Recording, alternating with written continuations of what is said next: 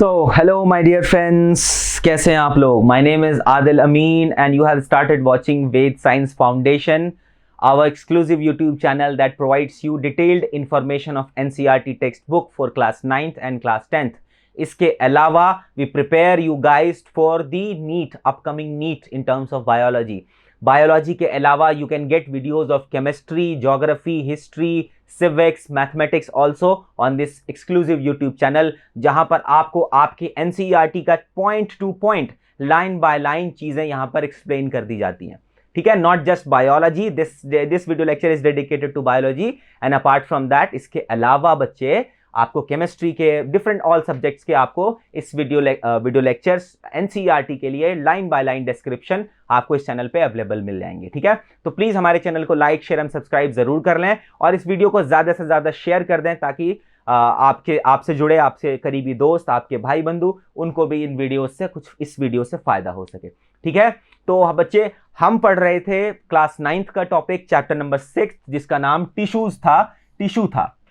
हमने अपने टॉपिक में सारी चीजें कवर करी थी. हमने सबसे पहले टिश्यूज के बारे में जाना कि व्हाट एग्जैक्टली आर टिश्यूज. उसके बाद हमने प्लांट टिश्यूज के बारे में स्टडी करी. इसमें हमने मेरिस्टेमेटिक टिश्यूज के बारे में समझा, फिर हमने समझा है सिंपल परमानेंट टिश्यूज, फिर हमने complex permanent tissues, vascular tissues के बारे में समझा.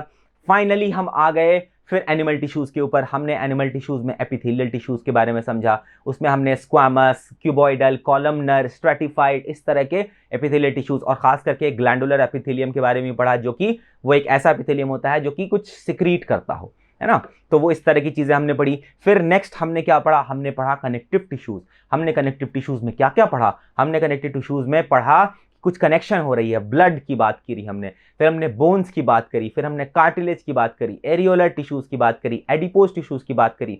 These are some of the types of connective tissues. तो बच्चे यहां तक तो कॉन्सेप्ट्स क्लियर होंगे आपके. इसके अलावा फिर हमने आपके मस्कुलर टिश्यूज के बारे में कवर करा. मस्कुलर टिश्यूज में हमने क्या क्या पढ़ा? हमने पढ़ा स्केलेटल मसल्स, ठीक है, और दूसरा हमने पढ़ा स्मूथ मसल्स जो आपकी रेटिना में, आपके लंग्स में, एल्वियोलाई में प्रेजेंट होते हैं, साथ साथ आपके इंटेस्टाइन्स में भी प्रेजेंट, स्टोमक्स में भी प्रेजेंट होते हैं.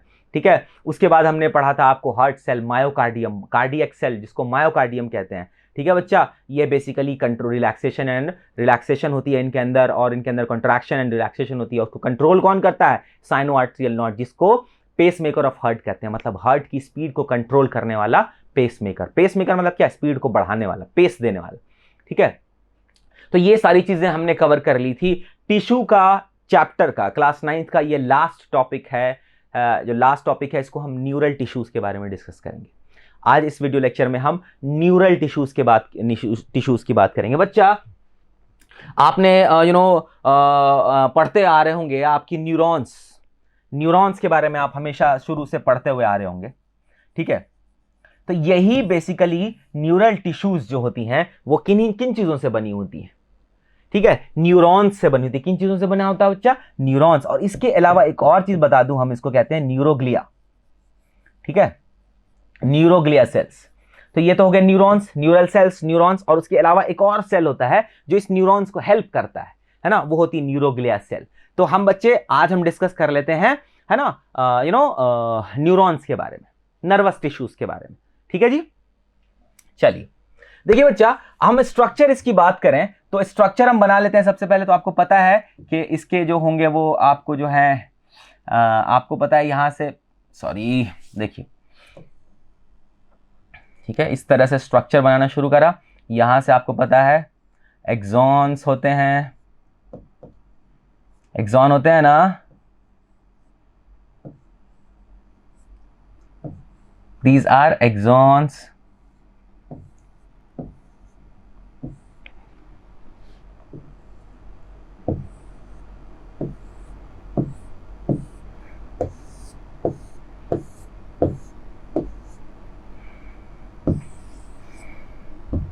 ये बेसिकली अब यहां से एक कनेक्टिविटी होती है बच्चा.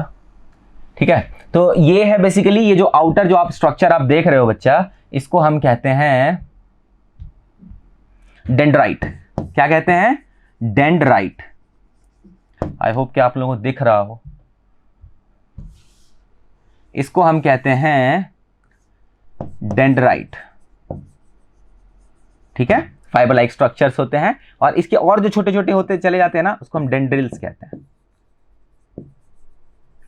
ठीक है जी, आप डेंड्राइट्स याद रखेंगे। ठीक है, तो ये है बेसिकली, ये जो बच्चा है ये है सेल बॉडी। ठीक है जी, और ये इसका न्यूक्लियस है। ठीक है जी, और ये जो देख रहे हो ना बच्चे, ये कहता है एक्सॉन को। ठीक है, और ये जो है ना रेनवायर, मतलब इसको डेप्थ ऑफ रेनवायर कहते हैं, डेप्थ ऑफ रेनवायर कहते हैं इसको। ठीक है, और इसके ऊपर एक आउटर से एक पतली सी कवरिंग होती है बच्चे, फैट की, है ना, एक पतली सी कवरिंग होती है फैट की, जिसको हम माइलिन शीथ कहते हैं। इसको हम कहते हैं माइलिन शीथ। तो ये था बेसिकली एक बच्चों एक न्यूरॉन का स्ट्रक्चर। इसको क्या कहते हैं, ये एक न्यूरॉन का स्ट्रक्चर है। अब हम एक एक करके स्ट्रक्चर्स की बात कर लेते हैं बच्चे। ये जो डेंड्राइट्स आप देख रहे हो ना बच्चे, ये डेंड्राइट्स, और ये जो इसकी नर्व एंडिंग है, ये जो एंडिंग है, ठीक है, पहले तो ये जान ले कि ये बेसिकली इस तरह के सेल से कौन कौन से बॉडी पार्ट्स, आपका ब्रेन, आपके स्पाइनल कॉर्ड, ठीक है जी, आपके स्पाइनल कॉर्ड, ठीक है, ये बेसिकली किन चीजों से बने हुए होते हैं, इन्हीं न्यूरॉन्स से बने हुए होते हैं। किन चीजों से बने होते हैं, नर्व सेल जो है जिसको हम न्यूरॉन कहते हैं। तो ये ब्रेन, स्पाइनल कॉर्ड, इन्हीं चीजों से बने हुए होते हैं। ठीक है जी, अभी और इसकी फर्दर क्लासिफिकेशन में आपको एक बेसिक आइडिया दूंगा। फिलहाल आप ये समझ लीजिए कि ये जो डेंड्राइट है ना बच्चे, यही बेसिकली क्या होता है ना, यहीं से जो है चार्ज है ना, ये इनका काम क्या है, कंडक्शन का काम है। इनका काम क्या है, कंडक्शन का काम है। ठीक है जी, और ये क्या कंडक्ट करते हैं, कंडक्ट करते हैं न्यूरोट्रांसमीटर्स को, न्यूरोट्रांसमीटर्स। ठीक है जी, न्यूरोट्रांसमीटर्स वो होते हैं ना बच्चे, बेसिकली यहां से जो है ना बच्चे, ये कंडक्शन का काम करते हैं। कंडक्शन में किसका काम करते हैं, इलेक्ट्रिक इंपल्स के कंडक्शन का काम करते हैं। इलेक्ट्रिक इंपल्स के कंडक्शन का ये काम करते हैं। तो यहां से इलेक्ट्रिक इंपल्स एंटर करती है, और यहां से ये सेल बॉडी से होते हुए, एक्सॉन से होते हुए ये नर्व एंडिंग पर पहुंचती है। और यहीं पर एक टर्म आता है जो देखिए, ये वाला जो देखिए, मैं आपको बता देता हूं, एक यहां पर क्या होगा कि दोबारा से डेंड्राइट्स जुड़ेंगे यहां पर, है ना, डेंड्राइट्स जो हैं जुड़ेंगे, आपको पता है। ठीक है, तो ये सेल बॉडी है, तो ये क्या था, डेंड्राइट। ठीक है, तो यहां पर जो बेसिकली बच्चों जो ये कंडक्शन होता है, इसको हम कहते हैं साइनैप्स। क्या कहते हैं, साइनैप्स। क्या कहते हैं, साइनैप्स। तो देखिए, इस न्यूरॉन का जो नर्व एंडिंग था और डेंड्राइट, दूसरे वाले डेंड्राइट जो कनेक्टिव एजेंट्स होते हैं, तो यहां से जो सिग्नल जो है इस वाले नर्व एंडिंग से, न्यूरॉन के एंडिंग से किस में पास ऑन कर दिए गए, डेंड्राइट में पास ऑन कर दिए। और इसी तरह से ट्रैवल करते हुए जो है इलेक्ट्रिक इंपल्स, है ना, पहुंच जाती है जहां से ओरिजिन हुई और जहां तक इसको पहुंचना होता है। अभी वो भी मैं बताऊंगा फर्दर आपको। तो फिलहाल आप ये चीज समझ में आ गया आपको, इसका जो सबसे आउटर पोर्शन जिससे बेसिकली इलेक्ट्रिक इंपल्स एंटर करती है किसी भी न्यूरॉन में, है ना, वो एंटर करती है थ्रू डेंड्राइट। डेंड्राइट से एंटर करती है, सेल बॉडी से होते हुए, एक्सॉन से होते हुए वो पास ऑन करते नर्व एंडिंग पर आती है, न्यूरॉन के एंडिंग पर आती है, और फिर वहां से ये साइनैप्स होता है।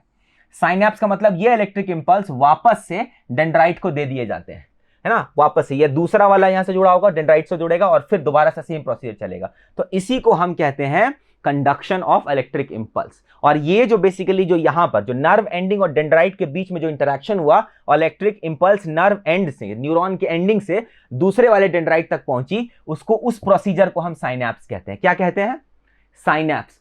इलेक्ट्रिक इंपल्स जब नर्व एंडिंग से, न्यूरॉन के एंडिंग से दूसरे न्यूरॉन के डेंड्राइट पे ट्रांसफर कर दी जाती है, इस प्रोसीजर को हम साइनैप्स कहते हैं। देखिए, मैंने आपको क्या बताया, न्यूरॉन का एक स्ट्रक्चर, सबसे पहले इसका आउटर डेंड्राइट है, यहां से इलेक्ट्रिक इंपल्स एंटर करेगा, फिर ये सेल बॉडी से होते हुए, एक्सॉन से होते हुए, फिर नर्व के एंडिंग तक पहुंचेगा। नर्व के एंडिंग पर ये दूसरे वाले न्यूरॉन के डेंड्राइट के साथ इंटरैक्ट करेगा। ये इसी तरह तो करें, जैसे मान लिया ये डेंड्राइट्स हैं और ये नर्व एंडिंग है, तो इस तरह से ही जुड़ती हुई चली जाती है ना। तो यहां ये नर्व एंडिंग है, नर्व एंडिंग, और ये डेंड्राइट है, दूसरे वाले न्यूरॉन का डेंड्राइट है। तो यहां से इंपल्स जो है डेंड्राइट में आएगी, तो जो ट्रांसफर होता है ना इंपल्स का बच्चे, उसी को साइनैप्स कहते हैं। ठीक है, इसी तरह से करके, इसी तरह अरेंजमेंट, न्यूरॉन्स की लंबी सी लेयर बनी हुई रहती है।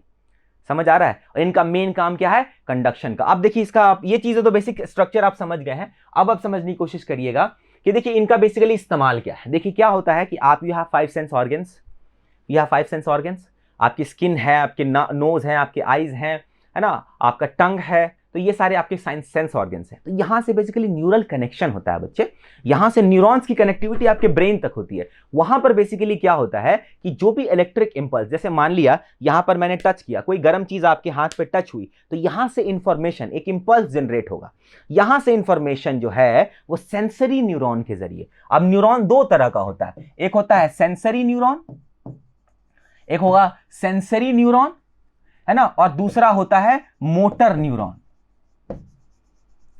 एक होता है सेंसरी न्यूरॉन और दूसरा होता है मोटर न्यूरॉन। सेंसरी न्यूरॉन आपके जो सेंसरी ऑर्गन्स है आपके बॉडी के अंदर, वहां से इंफॉर्मेशन लेकर के ब्रेन तक पहुंचना। जैसे सेंसरी ऑर्गन, सेंसरी ऑर्गन से लेकर के, सेंसरी ऑर्गन से लेकर, सेंसरी ऑर्गन टू ब्रेन, ठीक है, जो इंफॉर्मेशन ट्रैवल करी, जो इंपल्स, इलेक्ट्रिक इंपल्स ट्रैवल करी, वो सेंसरी न्यूरॉन कहलाती है। जो न्यूरॉन लेके ट्रैवल कर रहा होता है वो सेंसरी न्यूरॉन कहलाती है। स्ट्रक्चर सेम ही होता है लेकिन इनका पाथ उल्टा होता है। और मोटर न्यूरॉन क्या होते हैं कि वो ब्रेन से लेकर के ब्रेन टू, है ना, सेंसरी ऑर्गन, ठीक है, और वो सिग्नल और कमांड देती है। तो बेसिकली क्या होता है, इसी को रिफ्लेक्स एक्शन कहते हैं बच्चे। मान लिया अगर कहीं से हाथ जला आपका, तो यहां से इंफॉर्मेशन कौन लेकर के ब्रेन तक जाएगा, कैलकुलेट कौन करेगा, सेंसरी न्यूरॉन्स जो होते हैं बच्चे, यहीं से इंफॉर्मेशन को लेते हुए आपके ब्रेन पर जाएंगे, ब्रेन उसको मैनिपुलेट करेगा, फिर एक कमांड जनरेट करेगा कि हाथ हटा लो, है ना, हाथ हटा लो। तो वो जो इंफॉर्मेशन दोबारा हटाने वाली जो इंफॉर्मेशन आएगी वो मोटर न्यूरॉन के थ्रू आएगी, ठीक है। तो जैसे ये देख लीजिए, आपको मैं यहां से बता दूं, सेंसरी ऑर्गन है, सेंसरी ऑर्गन, ठीक है, और यहां से इंफॉर्मेशन कहां पहुंचेगी, ब्रेन तक पहुंचेगी, और ब्रेन से दोबारा से सेंसरी ऑर्गन पर पहुंचेगी,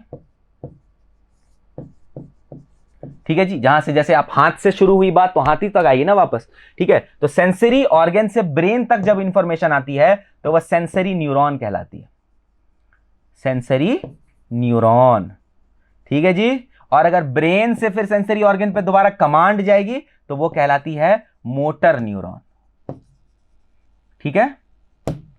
यहां से जाता है रिस्पॉन्स। देखिए ये बेसिकली क्या होता है, ये बेसिकली रिस्पॉन्स है, ठीक है। जो गर्म आपको लगा, ठीक है, जो ठंड आपको लगी, जो भी आपको फील हुआ, उसके बाद वो आप एक्शन करोगे ना, तो वो एक्शन जो है वो मोटर न्यूरॉन आपको ब्रेन कैलकुलेट करके बोलेगा कि बच्चे हाथ हटा लो, गर्म है, जल जाओ। तो इस तरह से एक बेसिकली, और ये सारे न्यूरॉन की कनेक्टिविटी होती है आपके ब्रेन के अंदर, आपके स्पाइनल कॉर्ड्स के अंदर में, ठीक है। तो न्यूरॉन की कनेक्टिविटी होती है।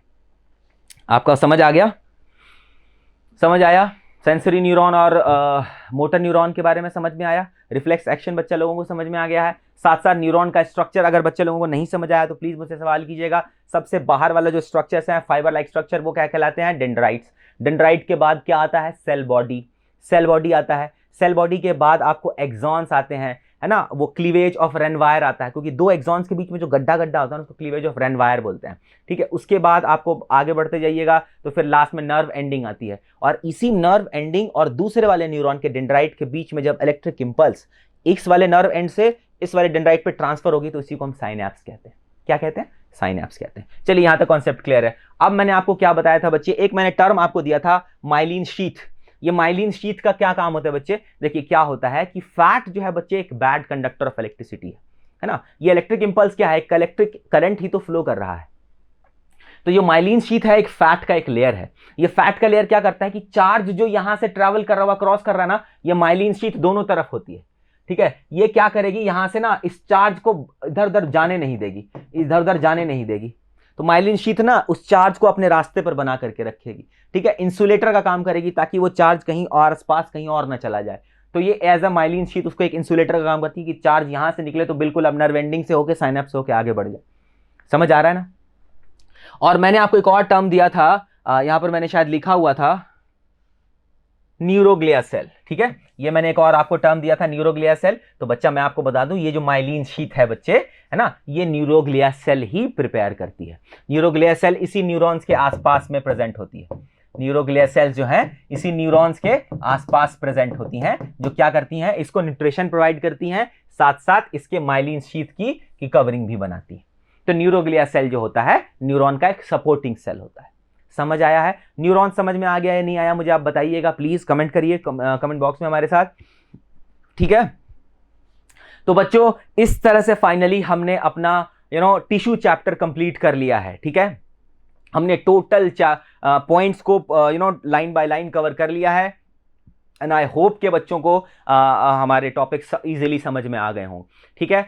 इसके बाद हम एनसीईआरटी के एक लेक्चर डेडिकेट करेंगे जिसमें हम एनसीईआरटी के लाइन बाय लाइन क्वेश्चंस को सॉल्व करेंगे, ठीक है। हमने पिछले हमारे कुछ और वीडियोस में फंडामेंटल यूनिट ऑफ लाइफ भी कवर किया था, तो होपफुली हम फंडामेंटल यूनिट ऑफ लाइफ के लिए भी एक्सरसाइजेस, एनसीईआरटी के एक्सरसाइजेस के लिए एक वीडियो लेक्चर डेडिकेट करेंगे जिसमें इसकी टेस्ट हो जाएगी कि आपने कितना समझा, है ना। इसके अलावा फिर हम टिश्यू चैप्टर के लिए भी जितने एक्सरसाइजेस हैं, एनसीईआरटी के क्वेश्चंस हैं, लाइन बाय लाइन एक एक एनसीईआरटी के क्वेश्चन को तरीके से करके समझेंगे, ठीक है। आई होप के बच्चा लोगों को नर्वस टिश्यू समझ में आ गया है। नर्वस टिश्यू होता क्या है? नर्वस टिश्यू बेसिकली न्यूरॉन से बना हुआ होता है। नर्वस टिश्यू क्या होता है? उसका बेसिक स्ट्रक्चर न्यूरॉन है। न्यूरॉन का बेसिक स्ट्रक्चर एक सेल बॉडी है, एक्सॉन है, डेंड्राइट है और नर्व एंडिंग है, ठीक है। उन्हीं नर्व एंडिंग और डेंड्राइट के बीच में साइनैप्स होता है और रेक्टिक इंपल्स कैरी होती है। न्यूरॉन्स दो किस्म के होते हैं, सेंसरी न्यूरॉन और मोटर न्यूरॉन। सेंसरी न्यूरॉन यहां से होता है जैसे सेंसरी ऑर्गन से ब्रेन तक इंफॉर्मेशन जाना, ब्रेन में मैनिपुलेट कैलकुलेट होना और ब्रेन से दोबारा से ऑर्डर आना, फीडबैक आना, है ना, तो वो मोटर न्यूरॉन के जरिए आता है। तो सेंसरी न्यूरॉन, मोटर न्यूरॉन और बीच में पड़ गया ब्रेन। और ये जो बेसिकली आपका ब्रेन है, आपके स्पाइनल कॉर्ड्स हैं, वो किन चीजों से बने हुए होते हैं? इन्हीं नर्वस टिश्यूज के जरिए बने हुए होते हैं, इन्हीं नर्वस टिश्यूज से, इन्हीं न्यूरॉन्स से बने हुए होते हैं, ठीक है। और लास्ट में हमने क्या समझा? एक न्यूरोग्लिया सेल होता है जो स्माइलिन शीथ की फॉर्मेशन करता है ना, जो कि एक्सॉन के ऊपर होता है। इसकी वजह यह है बच्चे कि जो इलेक्ट्रिक इंपल्स, जो चार्ज फ्लो कर रही है ना, वो कहीं इधर उधर डिस्पर्स ना हो जाए, तो उसी से बचने के लिए ना माइलिन शीथ का यहां पर काम आता है। और ये माइलिन शीथ कौन बना के देता है? न्यूरोग्लिया सेल, जो न्यूरॉन के पास में ही मौजूद होता है और उस न्यूरॉन्स को हेल्प करता है। तो इस तरह से बच्चे हमने चैप्टर अपना टिश्यू कंप्लीट कर लिया है। हाईली एक्सप्लेन्ड और कॉन्सेप्ट क्लियरिंग कॉन्सेप्ट हमने किया है। प्लीज हमारे इस चैनल को लाइक, शेयर एंड सब्सक्राइब जरूर करें और ज्यादा से ज्यादा इस वीडियो को शेयर करें अपने दोस्तों तक, अपने भाई बंधुओं तक, ताकि उनको भी इससे बेनिफिट मिल सके, ठीक है। मेरा नाम आदिल अमीन है और आप देख रहे थे वेद साइंस फाउंडेशन। आप हमारे साथ हमारे इस वीडियो में अभी तक बने रहे, आपका बहुत बहुत शुक्रिया। Thank you so much.